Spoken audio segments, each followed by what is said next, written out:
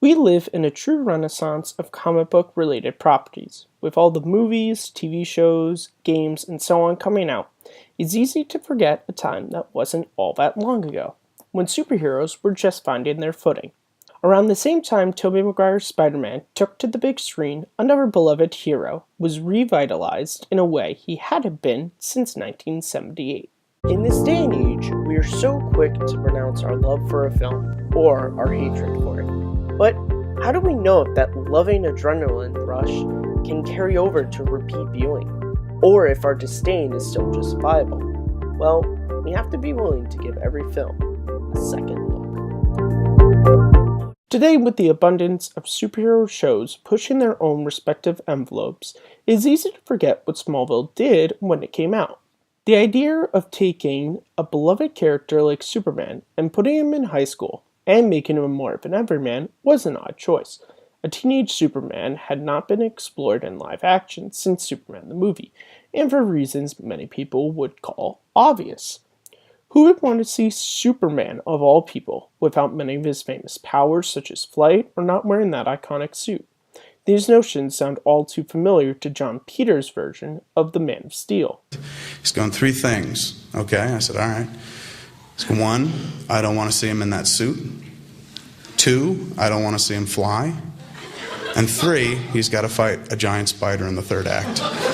But what Smallville, and in particular the Season 2 finale, prove is that Superman can thrive without many of his iconic parts. Exodus, being the finale of Smallville's second season, has the advantage of 2 whole seasons of story built up. But I will not bore you by giving a plot summary of Season 1, because like an issue of the comics, Exodus can be picked up and enjoyed as a solo Superman tale. Exodus follows Clark Kent just after his father Jor-El has contacted him to say that his time in Smallville is done.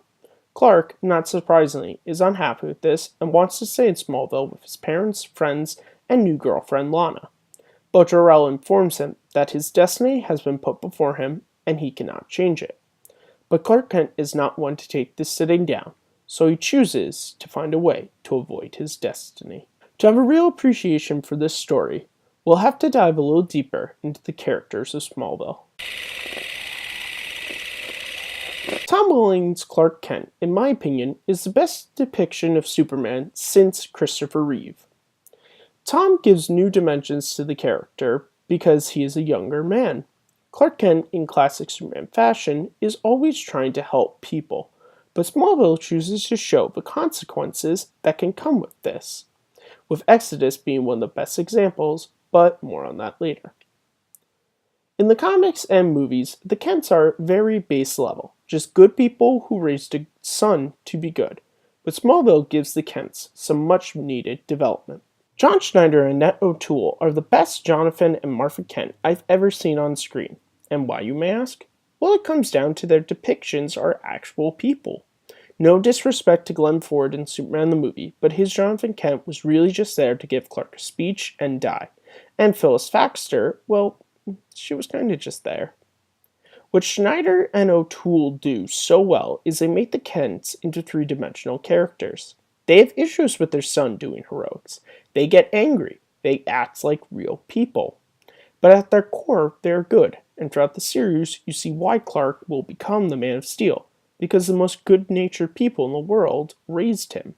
Lana Lang is an interesting character to talk about in regards to Smallville, because while I praise the show for giving Clark, Jonathan, and Martha new and interesting dimensions, Lana, well, doesn't really have that. I don't want to say that the character is really terrible or unwatchable, but she exists mainly to be the person Clark pines after in the first season, and the person he ends up with in Exodus.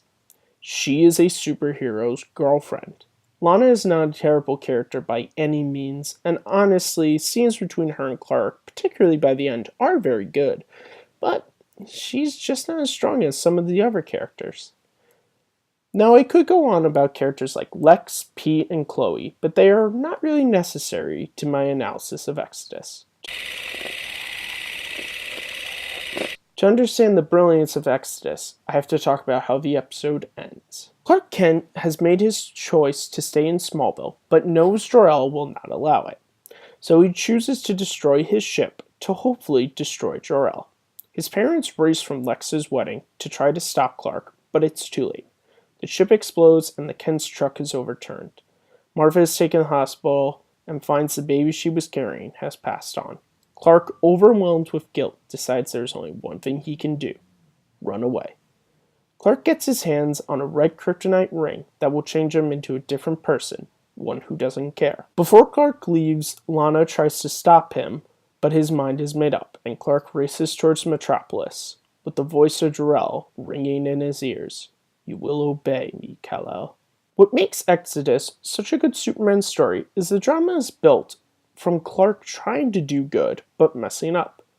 No one wants to watch a hero succeed every single time, because how boring would that be? Exodus does not let Clark Kent win, and for Clark, this is his ultimate defeat. And how he deals with the guilt says so much about what a great character Smallville has made him. Clark wants to be the hero all the time. In this case, he isn't. When he tries to help the ones he loved, he actually hurt them, and so he runs away. But not because he lost. He does it because he cares about the ones he loves so much that Clark would rather run from the people he loves than stick around and possibly hurt them again. Exodus shows a great superhero story doesn't need to be full of action or a world-ending villain. Sometimes the greatest stories can be about people and the choices they make. Here by my side, an angel